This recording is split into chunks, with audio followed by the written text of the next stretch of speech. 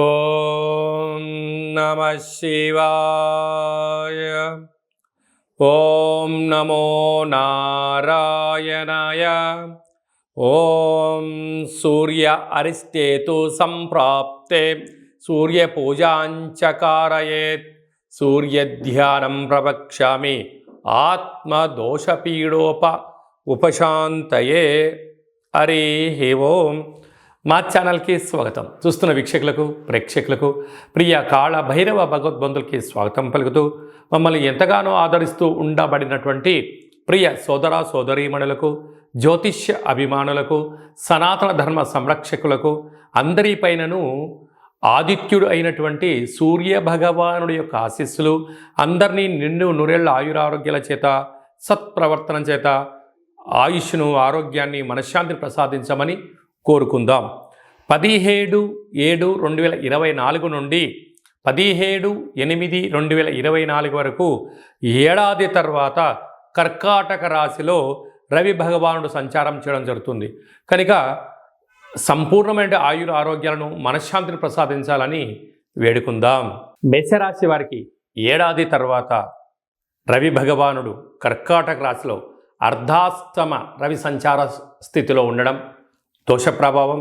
ఒకవైపు అష్టమ స్థానం యొక్క శని సంచార స్థితి, కుంభరాశిలో శని భగవానుడు వక్రగతిలో ఉన్నప్పుడు ఇలా అర్ధాష్టమ రవి సంచారం చేయడం వలన జలగండాలు, వాయుగండాలు, వాహన ప్రమాదాలు, ఇంట్లో సమస్యలు, కోర్టు సమస్యలు, అనేక రకాలమైనటువంటి ద్రవ పదార్థాలతో కూడుకున్న ఆహారాలు ఎక్కువ తీసుకోవడం వలన, ఘన పదార్థాలతో ఉండబడిన ఆహారంతో కలవడం వలన ఫుడ్ పాయిజన్ లాంటివి కానీ, ఆరోగ్య పరిస్థితులు, అనారోగ్య ఇబ్బందులు, పోలీస్ స్టేషన్లు, కోర్టు సమస్యలతో విలవిలలాడే పరిస్థితి చాలా అధికంగా ఉంటుంది అని చెప్పి గమనించగలగాలి. ఈ రవి భగవానుడు యొక్క ఆశీస్సులు అందరిపైనను పుష్కలంగా ఉండాలన్నట్లయితే ప్రతి ఆదివారం పూట ఉదయం 6 నుండి 7 గంటల వరకు రవిహోర జరుగుతుంటుంది.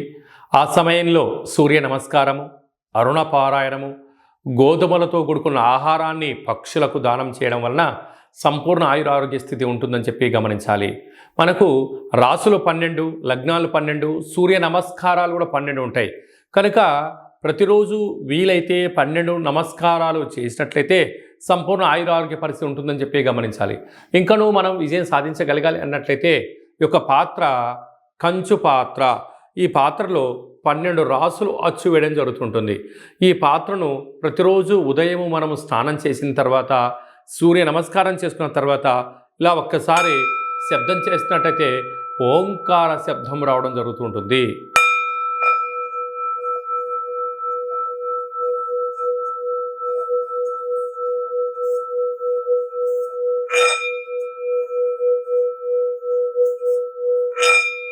ఈ శబ్ద తరంగాల వలన మనిషి శరీరంలో ఉండబడినటువంటి షట్చక్రాలు వికసించడం, అనారోగ్యం దూరం అవ్వడం, ఐశ్వర్యం ఆనందమవడం, విద్యాకర్షణ, ఉద్యోగ ఆకర్షణ, వ్యాపార ఆకర్షణ కలుగుతుంది అని చెప్పి గమనించాలి. ఈ యొక్క పాత్ర కంచు పాత్ర. ఆ పాత్రను కాళభైరవ స్వామి అక్షయ పాత్ర అంటారు. అంటే అక్షయం అనగా నశించబడినటువంటిది. నిత్య యవ్వన ఆరోగ్య ఆనందాన్ని మనకు ఆ పాత్ర శబ్ద తరంగాల ద్వారా గ్రహించవచ్చు అని చెప్పి గమనించాలి. యంత్ర, మంత్ర, తంత్ర, పరతంత్ర, తాంత్రికమైనటువంటి దోషాలు, నరదృష్టి దోషాలు కూడా తొలగిపోతాయని చెప్పి గమనించాలి. ఈ పాత్రతో పాటు పిరమిడు, డాలరు, కంకణము, కాళభైరవ హోమాన్ని ప్రత్యేకంగా చేయించి మీకు వీడియో కాల్లో చూపించి మీకు ప్రసాదంగా ఏర్పాటు చేయడం జరిగింది. కనుక ఇంటింటా కాళభైరవం అనే కార్యక్రమంలో పాత్రను ఇంట్లో ఉంచుకుందాం, కష్టాలకు స్వస్తి పలుకుదాం, ఐశ్వర్యానికి స్వాగతం పలుకుతామని చెప్పి గమనించాలి. అలాగనే మీ వ్యక్తిగత జాతకం తెలుసుకోవాలనుకుంటున్నారా? మీ పేరు, పుట్టినటువంటి తేదీ, నెల, సంవత్సరం, సమయం మీరు రాసి వాట్సాప్లో పంపించినట్లయితే సంపూర్ణంగా 100 సంవత్సరాల జాతకాన్ని రాసి పంపించడం జరుగుతుంది. మీరు పుట్టినప్పుడు గ్రహ గమనాలు ఎలా ఉన్నాయి, అలాగనే ప్రస్తుతం ఎలా ఉంటున్నాయి, రాబోయే కాలంలో ఎలా ఉండబోతున్నాయో సవివరంగా 100 సంవత్సరాల జాతకాన్ని తెలియజేయడం జరుగుతుంటుంది. చాలామందికి పుట్టినటువంటి కాల సమయంలో డేటా ఆఫ్ బర్త్ లేనటువంటి కారణం వలన పేరు యొక్క మొదటి అక్షరం అనుసరిస్తూ రాశిని తెలియజేస్తూ రాశికి ప్రస్తుత కాలమాన ప్రకారం గ్రహాల యొక్క పరిస్థితిని రమణ శాస్త్రం ద్వారా అనగా కాళభైరవ ఉపాసన చేత గవ్వల ద్వారా భూత భవిష్యత్ వర్తమానాన్ని తెలియజేయడం జరుగుతుంది. కనుక మనం జాతకాన్ని తెలుసుకుందాం. రాబోయే కాలంలో అష్టమి, అమావాస్య, పూర్ణిమ, గ్రహ గమనాలలో ఉండబడిన దోషాలను తెలుసుకొని ప్రమాదాలను దూరం చేసుకొని ఐశ్వర్యానికి స్వాగతం పలుకుతాం. అలాగనే మీ అబ్బాయి కానీ అమ్మాయికి కానీ ఎంత ప్రయత్నం చేసినా వివాహం అవ్వడం లేదా, జాతకంలో ఎలాంటి యోగాలు ఉన్నాయి, ఎలాంటి దోషాలు ఉన్నాయో తెలుసుకుందాం. వచ్చేటువంటి వధువు వరుడు యొక్క జాతకాన్ని గ్రహ సమ్మేళనము అంటారు. పాదాలు, గణాలు, గుణాలు, వివాహ తదనంతరం సంతానము, యోగము, ప్రభుత్వ ఉద్యోగము, విదేశీయానము, సామ్రాజ్య పట్టాభిషేక యోగాలు ఏమైనా ఉన్నాయో తెలుసుకొని మనము వివాహ పొంతన తెలుసుకున్నట్లయితే వారి జీవితం 3 పువ్వులు 6 కాయలు ఉంటుందని చెప్పి గమనించాలి. అలాగే మీ అబ్బాయి కానీ అమ్మాయి కానీ పుట్టినటువంటి కాల సమయంలో వారము, తిథి, నక్షత్రాన్ని బట్టి ఆధ్యాత్మిక నామాన్ని పెట్టుకోవాలనుకుంటున్న వారందరూ ఈ కేంద్రమని సంప్రదించవచ్చు. గతంలో వివాహమైన దంపతులు తరచుగా గొడవపడడం కానీ, ఒకరిపైన ఒకరు భేదాభిప్రాయాలు రావడం కానీ, పోలీస్ స్టేషన్లో 490 కేసులు కానీ, అలాగనే కోర్టు సమస్యలతో బాధపడుతున్న వారందరూ కూడా మీ గోత్రనామాలు పంపించినట్లయితే, మీ పేర్లు జాతకాలు పంపించినట్లయితే జాతకంలో జీవితంలో ఉండబడినటువంటి కొన్ని అంకెల యొక్క మార్పుల చేత చిన్న చిన్న ఆధ్యాత్మిక సూత్రాలు పాటించడం వలన మీరు భార్యాభర్తలు పార్వతీ పరమేశ్వరులు ఎలా కలిసి ఉంటున్నారో అలా ఉంటారని చెప్పి గమనించగలగాలి. కనుక ఆసక్తి గలవారు ఈ కేంద్రము సంప్రదించి అపాయింట్మెంట్ తీసుకొని సంప్రదించగలరు. అదే కాకుండా చాలామంది వారి యొక్క విద్య అయిన తదనంతరము ఎలాంటి వృత్తులు ఎంచుకోవాలి, ఎలాంటి వ్యాపారాల్లో జీవితం ఉంటుంది అని సతమతమవుతుంటారు. తెలిసి తెలియక పెట్టుబడులు పెట్టడం, సమయాన్ని వృధా చేసుకోవడం, ధనాన్ని పోగొట్టుకుంటూ ఉంటారు. అలా కాకుండా ఒక్కొక్క రాశి వారికి ఒక్కొక్క రకమైన వ్యాపారం అనుకూలంగా ఉంటుంది.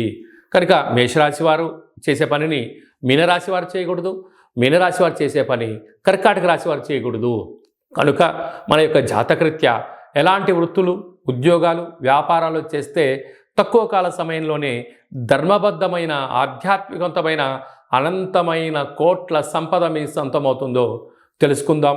బంగారు భవిష్యత్తుకు స్వాగతం పలుకుతాం. అందరికీ శుభం, జయం, లాభం జరగాలని సూర్యభగవానుడు ఏడాది తర్వాత కర్కాటక రాశిలో సంచారం చేస్తున్నారు కనుక అందరికీ మనశ్శాంతిని, ఆయురారోగ్యాలు ప్రసాదించాలని కోరుకుంటూ ఆశీర్వచనం. ఓం కాళకాలాయ విద్మహే కాళాతీతాయ ధీమహి తన్నో కాళభైరవ దేవత అనుగ్రహ ఆయురారోగ్య ఐశ్వర్య ప్రసాసిద్రస్తు. సర్వే జనా సుఖినో భవంతు, లోకా సమస్తా సుఖినో భవంతు. సర్వం సూర్యనారాయణార్పణమస్తు. హరి ఓం. ఈ వీడియో మీకు నచ్చినట్టయితే లైక్ చేయండి, షేర్ చేయండి, మా ఛానల్ని సబ్స్క్రైబ్ చేసుకోండి. అందరికన్నా ముందుగా మీరు వీడియోలు చూడాలి అన్నట్లయితే గంట సింబల్ ప్రెస్ చేయండి, అలాంటి బటన్ తెలియచేయండి. లేదంటే మీ క్షేమాన్ని ఎవరైతే కోరుకుంటున్నారో వారికి కూడా ఈ వీడియోను ఫార్వర్డ్ చేసి భగవంతుడి ఆశీస్సులు పొందుతూ హిందూ ధర్మాన్ని కాపాడండి.